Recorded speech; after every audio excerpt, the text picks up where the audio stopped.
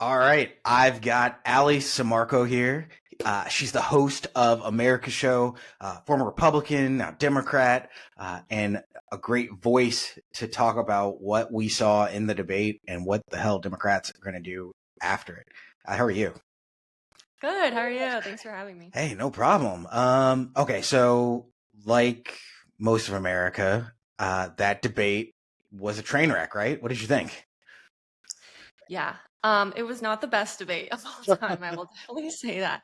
But I feel like there have been quite a few terrible ones, especially in the past few elections. 2020 was also pretty bad. But no, I mean, yeah, I don't think it went well for necessarily either side. I don't think anyone was walking away saying my candidate did really well and won this debate, which is never a good sign. Yeah. So Um, but yeah, I mean, the elephant in the room is that Biden stumbled a little bit through the debate, forgot some facts, had some stuttering moments.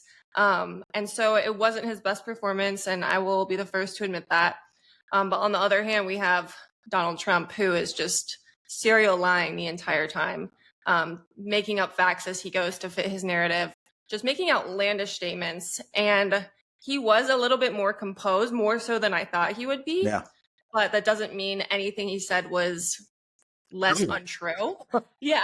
Yeah, I mean, he spewed nonsense. The things he said were insanity. On any other night, the headlines the next day would have been just the pure insanity that came out of Donald Trump's mouth.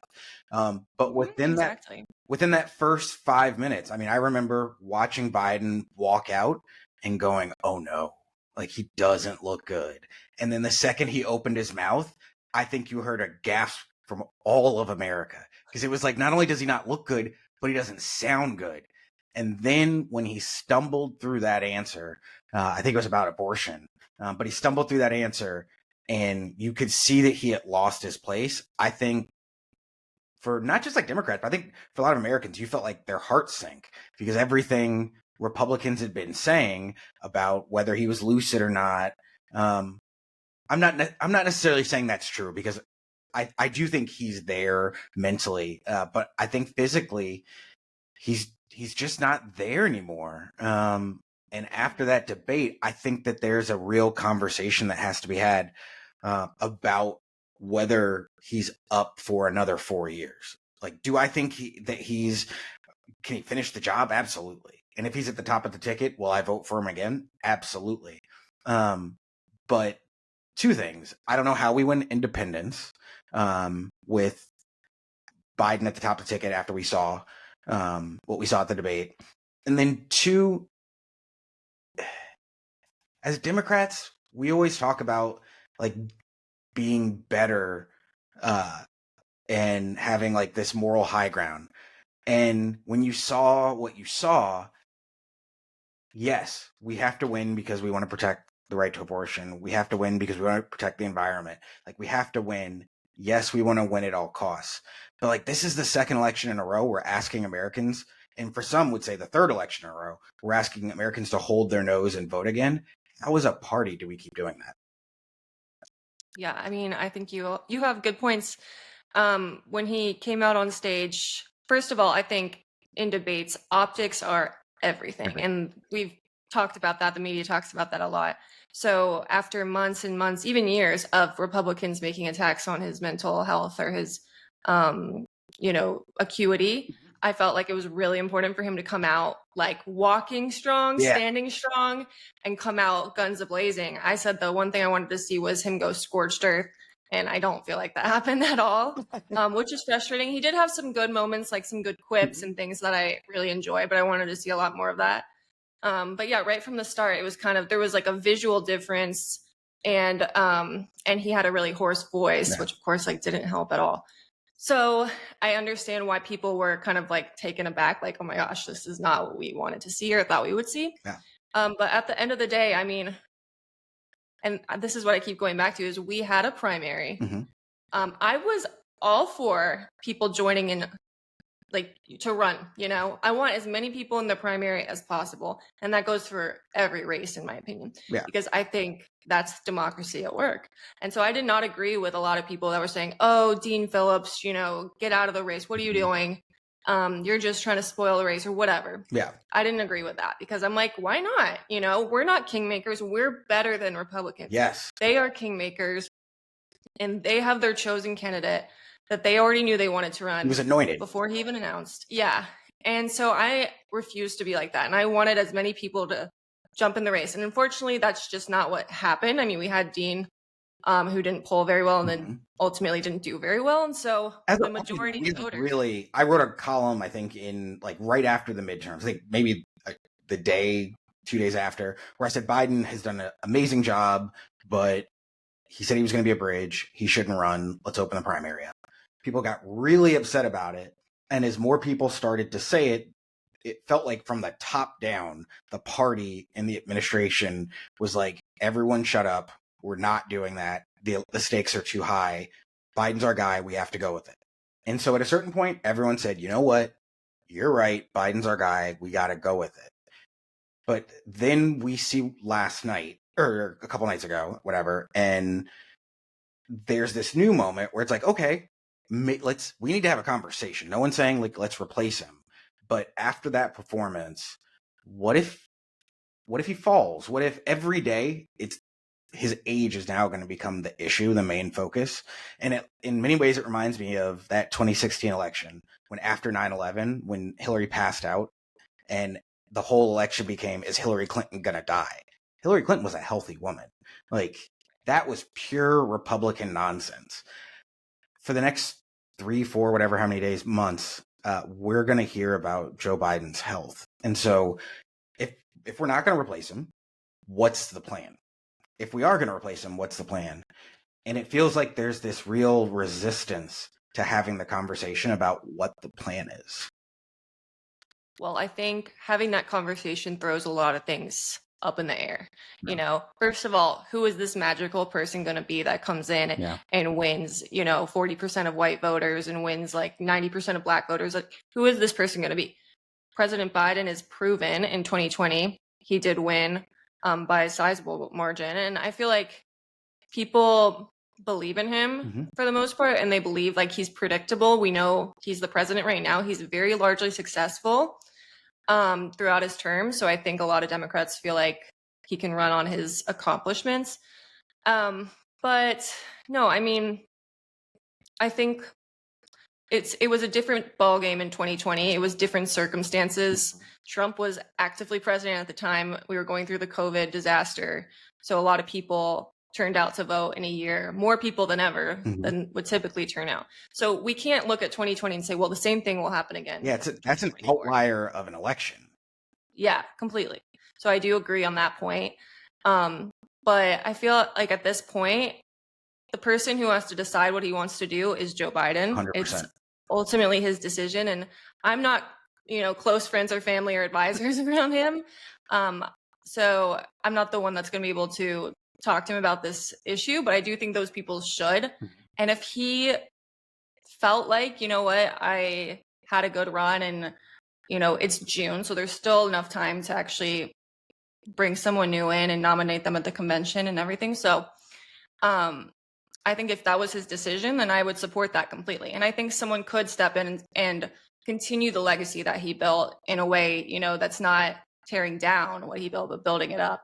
So I do think that's possible, but I will say it will take a lot of work if this is something that truly actually happened, which is unprecedented. It'll take a lot of work to bring in this person, whomever it may be. A lot of people have mixed opinions, and to start a new, we're going to have all over again. Start all over again. Start fundraising from the ground up. Start. I mean, I guess they could hand over kind of the keys to the DNC. Like they have the apparatuses. He could hand it over, and if it were to ever happen, it's not like he's going to disappear. He's still the president. Like he would campaign with the person. He would, I don't think it has to be like he just leaves and we like send him off to the farm. But like, I think you're 100% right. I think only he can make that decision. And I don't envy the people around him as much as I've been critical. And I think a lot of people have been critical in the wake of the debate. It is got to be hard to have to go to the president of the United States, who also is either a mentor or a husband or a brother or a boss, and say, like, sorry, champ, I know you've got the nuclear codes. I know you're the most powerful person in the world, but your run's up. Like, that's a tough conversation to have. And at this point in the race, we're 4 months out, 3 months out from election day, and to be like, I know we made it this far, but really, I think it's your time to step down. I think that's a really difficult conversation to have with anybody. So yeah, I agree with you. And I mean, I don't envy those people at all. And I don't know what they're saying to him. I don't think anybody does, really. Yeah. I mean, who do you think? Let's go down the path of, let's say for some reason he ends up stepping aside, which I don't think we really believe is going to happen. Who are some of the people who you think would be strong contenders? I mean, it's so hard to say because this is always the question, right? Yeah. I mean, in this hypothetical scenario, it's hard to really say because, again, you have to be able to win 40% of white voters, like 90% of Black voters, Hispanic voters. Like, you have to be able to bring those coalitions together and to believe in you and your agenda. And I think a lot of people will be really upset if they bypass Vice President Kamala Harris, rightfully so, saying, oh, like, people kind of just moving on to like the next, like Gavin Newsom or Pete Buttigieg, the next white guy in line, right? So that's frustrating to women. Well, we have this fantastic woman leader right here who's been vice president for the past 4 years. And done a fantastic job and a thankless job. And on debate night, came out swinging, defending the president. Like, she didn't hold back. She didn't take any BS. Like, she did the job that you would want a vice president to do. And in the wake of that, people just completely passed over her as, who could be the potential nominee if something were to happen. Right, exactly. And I think a lot of people will be the first to be like, well, she's not very likable enough. She's not palatable enough. Well, why is that? Because what has she done? Vice presidents are largely like there to support the president. They can't. Yeah, they gave her immigration as a topic or as a focus for her. Yeah, I mean, talk about a thankless agenda item. Right. And it feels like a lot of times it's just men saying this because she's a strong boss ass woman. Yeah. Like, I hate to curse, but like, that's what it really feels like. Feel free to curse. Yeah. What did Democrats do if Biden stays and he's the nominee? How do we make that pivot? I've started to see people talk about, this is about the party, not the person. I think it's a really catchy line.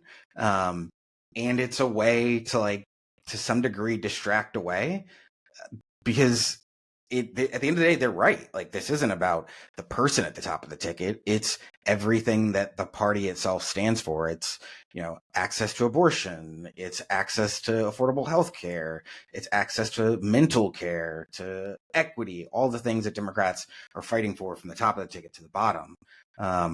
So what would your advice to the campaign be at this point? Well, I think having him go rally in North Carolina the day after the debate and be fired up, and very, he was also honest. Yeah. He was honest about what had happened and, like, owned it. And I think that really helps a lot than just ignoring the elephant in the room. But he came out and he looked great. And I thought he had more energy. He actually had more energy at the after party after the debate than at the debate, which is frustrating. Right. He was at Waffle House, like, dapping people up.